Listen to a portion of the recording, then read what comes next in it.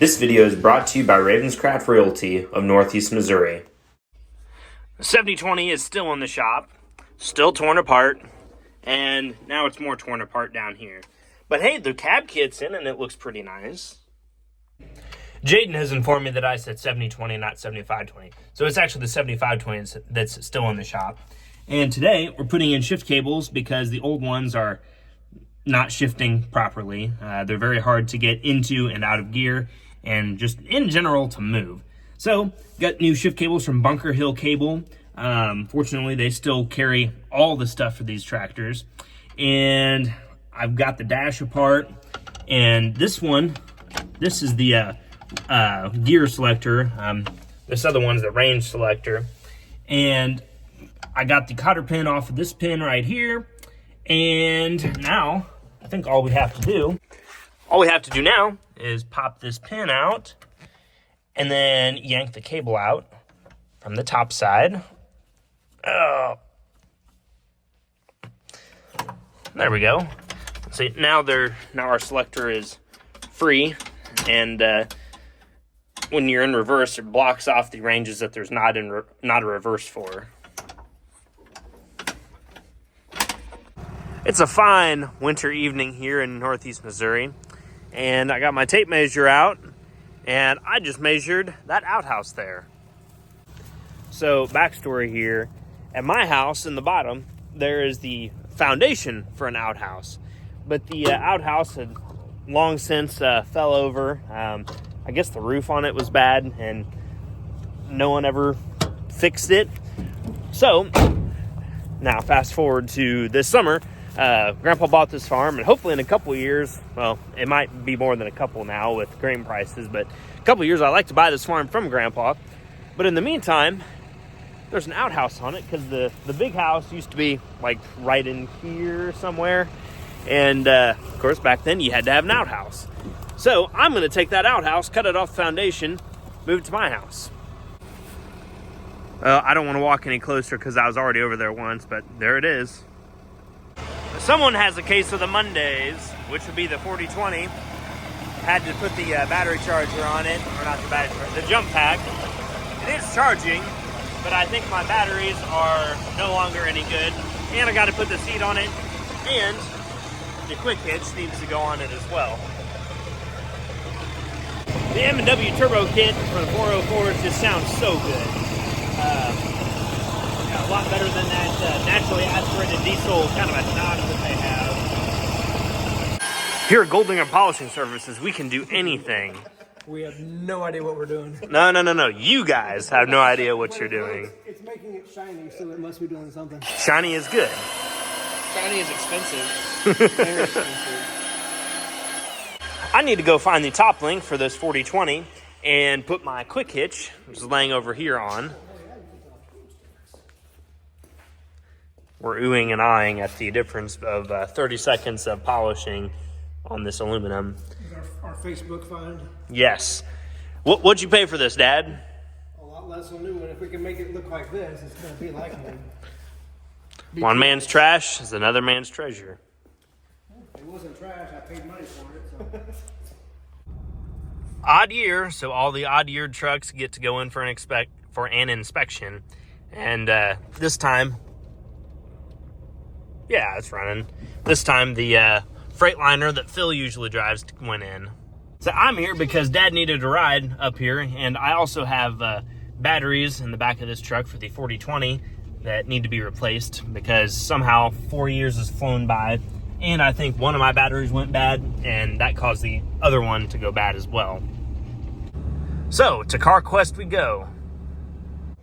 I stopped over here at Grandpa's, where I keep most of my iron in this shed. Had to grab the top link off of this 3-point tiller that we use for gardens and other miscellaneous dirt work projects where the soil needs to be really fine, like seeding grass, stuff like that. But always have a crescent wrench and a pipe wrench. Those two things will get about any reasonably large size bolt, get it off of whatever you're working on. And could we possibly forget about this big 70s beauty, the 7020? Absolutely love that tractor. With fenders now, by the way. And my awesome Kinsey 2000.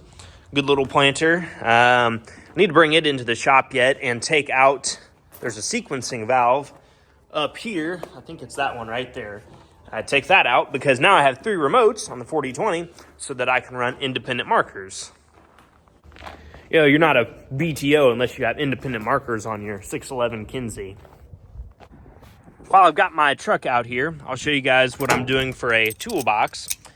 I shopped around and I found this UWS box. I think it's a 22-inch box.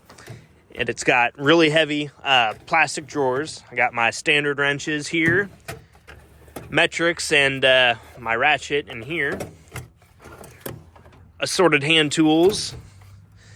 And then these drawers are kind of full, but I have flathead screwdrivers up here, and also a wide variety of pliers and nut rounder offers.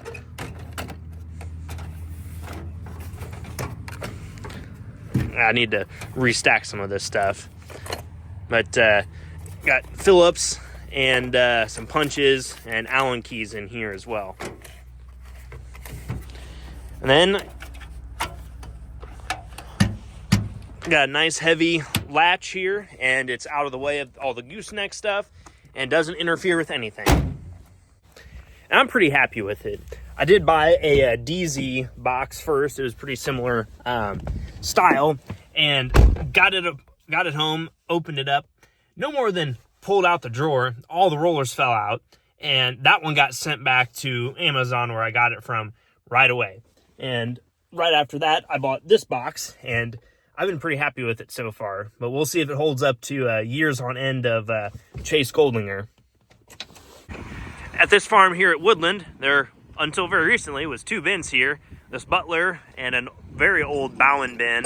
And, well, took care of that.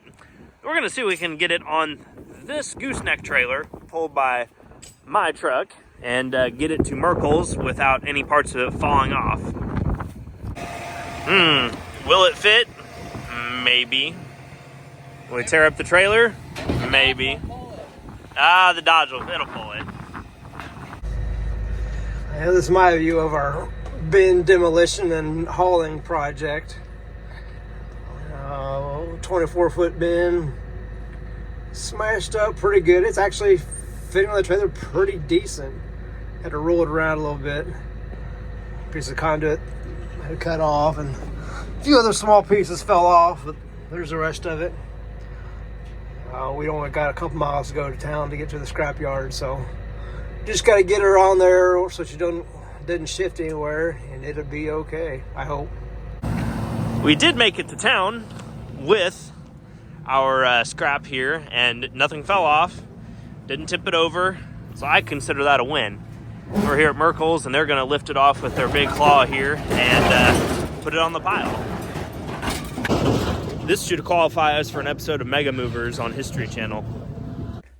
The 4020 has been in the shop here for the last 24 hours, mostly to put my new seat on, which I got reupholstered at B&L Upholstery in Quincy, Illinois. For what it is, I thought he was reasonable, but maybe he wasn't. I got new batteries because my planter monitor, I think it made one of these batteries go bad. When you have 2 batteries hooked together in series, if one goes bad, they're both going to go bad. But now I made myself a little special doohickey here.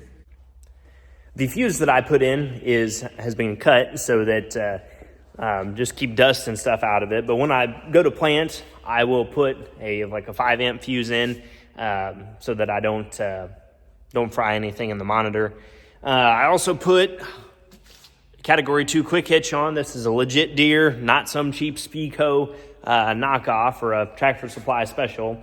And there's quite a bit of slop in my top link. Might need to address that. Also added a 3rd remote. I can't remember if I did any videoing about that. That might have been before the new year that I did this. But Jake Renner at Shiloh Valley Ag Sales sold this to me, and I still need to pay him for it, $300. So I'm taking donations if anyone wants to help me. But this tractor is really coming together. Going to be much more pleasant now with a good seat. And I also have this radar for my planter monitor speed. And wow, I mean, just look at that. It's so yellow. And also, I'm tempted to rebuild the suspension in the seat while I've got it in here. But we'll see. There's going to be plenty more snowy days to come this year. I had to stop here behind JCPenney to plug the backhoe in. Just grabbed an extension cord from the shop. Got a nice little spot to plug in back here, and that's my landlord's backhoe. So when you're the guy that lives in the house, you get called when someone needs to drive the backhoe. And we are using our backhoe as well. You figure, you're not doing anything substantial on a snowy day anyway, so you may as well push some snow and make some money. It's about 7 degrees. This snow really didn't push too bad. Isn't that right, May? Are you cold? Should I let you inside? You guys really don't look too torn up about it being 7 degrees. Hey, what do you have there? It's Thursday morning.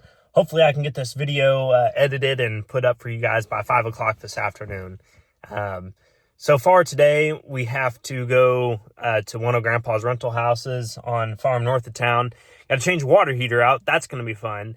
And play landlord maintenance crew. But hopefully it's not too awful bad. And then I'm going to, turn some wrenches on the 4020. And it's really kind of like there's just not a lot going on because it's snowed out. It's snowed outside. Like, what are we going to do? The same thing I've been doing, which is hide in the shop and pretend my problems don't exist. But anyways, thanks for watching this video, and I hope that I catch you guys on the next one. So I hope you guys have a good day, and you're spending this cold winter weather inside with your family, making memories and all that fun stuff. I like to hang out at my mom and dad's house until about 8:30 p.m. and then go back to my own house where there's nothing to do and then go to bed. But anyways, I'll catch you guys on the next one, so take care.